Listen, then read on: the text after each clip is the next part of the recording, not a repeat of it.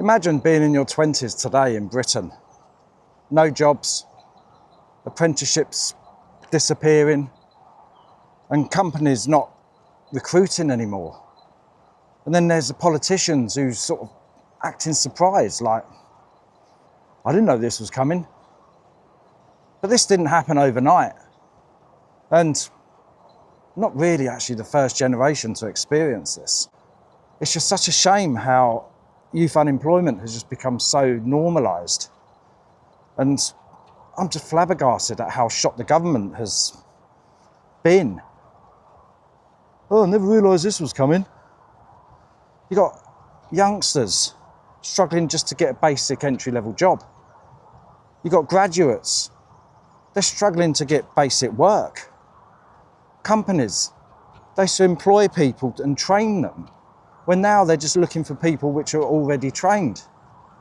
But people can't get trained because the jobs aren't there. To many, it feels like the ladder's gone. It's been pulled up under their feet. So what has played a big part in causing all this unemployment? They got rid of all the training, all the apprenticeships. So what are they doing now? They're looking at putting back more training and more apprenticeships. But what's the point in that? They're going to do the training, they're going to do the apprenticeship, but the job isn't there. So who's paying for that? They're going to be expecting these small firms or big firms to pay for it. But what's happening with the big firms and the small firms? They're paying more now with national insurance. So how are they going to afford to pay for this training? Will we end up paying for it in our taxes? I mean, the key thing is, what's the point in training thousands of people with apprenticeships and training? We're talking thousands of people. They reckon there's 1 million people which are not in any education or job, youth, I mean. And they're going to pump all this money or expect firms to pay all this money for this training. What's the point? They're going to go through all that and have no job at the end. How demoralising is that? Again, to the youth. So they want the businesses to pay for all this training. But they're already paying for national insurance, high business rates, taxes. Where are they going to get their money from? They're already making freezes on training themselves, or re-employing, or just employing people which are already trained. The people which they're employing, they're going to be your 30-year-olds or your 40-year-olds. So the youngsters now, how are they going to get that training? Unless there's any training schemes. But they want the companies to pay for the training schemes. But the companies already have no money, or a lot less money, because now they're paying for more of everything else. It just doesn't make sense. And I genuinely can't believe that nobody saw this coming, apart from probably most of us. Raising the age of retirement to 67. We're going to work longer, which means that there's going to be less opportunities. Entry-level jobs, they're going to be fewer and far between. Fewer promotions because we're going to be staying in the job longer. We have to. We're not going to get our retirement money. We're not going to get our mortgage paid. They forced us into a corner. And the sad thing is, this isn't a generation problem like people sort of seem to think, and having little pops at the Gen X people like me. This is a system problem. This isn't a problem which we've created. We want to retire at 65 and release the jobs to the people coming up, the youth of today. We deserve to have that retirement after decades and decades of work. The chances are, if you're a boomer or you're Gen X, you probably started work at 13. We deserve to have that earlier retirement. Well, not even earlier, just what we was expecting when we grew up. 65. And more importantly than that, The young people, they need to have the opportunities to be able to start their lives.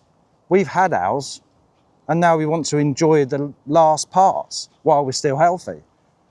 But the youth can't even get on that ladder because it's been whipped away from them. So they can't even start to think about starting their lives and thinking about their futures because it's been taken away because we're being made to work till 67, thus not releasing the jobs for them to fit into. I don't get it. And just to add to the how the hell was this not predicted, making people work till 67, thus not releasing jobs. There's been so many other warnings that this was going to happen. We had the financial crash. We've had COVID. We've had a recession. We've had less productivity. How has nobody seen this coming? And now they're saying that it's a national disaster. It's a national disaster, Mr. Politician, which you've caused. The sad thing is, this isn't the first time we've had a lost generation. We had the unemployment of the 1980s. I was quite lucky with that. I started my training probably in 1987. And then we had the post-2008 recession. And now the youngsters of today have got that same instability. But the sad thing is, when all these problems happen, there's always a broken economy. So what would I do to try and sort this out? Well, the first one's a no-brainer. I'll put the age of retirement back to 65. I would, controversially, I would reduce or stop unemployment benefits for the youngsters with caveats like you get benefits for your training, etc. And force companies to hire. But I think with lowering the age to 65, the job opportunities will be opening up a lot more often because people will be retiring, thus releasing jobs. So here's a few questions. Is university actually now still worth it? Would making the retirement age back to 65 actually help young people? Are apprenticeships disappearing where you are? And do you think that companies actually want to train people now? Or they've just got used to not spending that money out? And I think one of the biggest ones is they want to create all these training schemes and apprenticeships now to try and get over this problem of jobs with our youth now. So what's going to happen? Are you just going to end up with a load of fully trained people and still no jobs?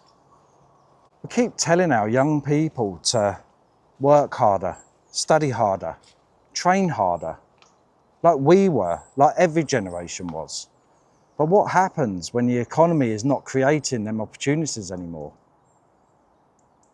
The problem now isn't about motivation. It's about a broken system. And it needs someone to fix it.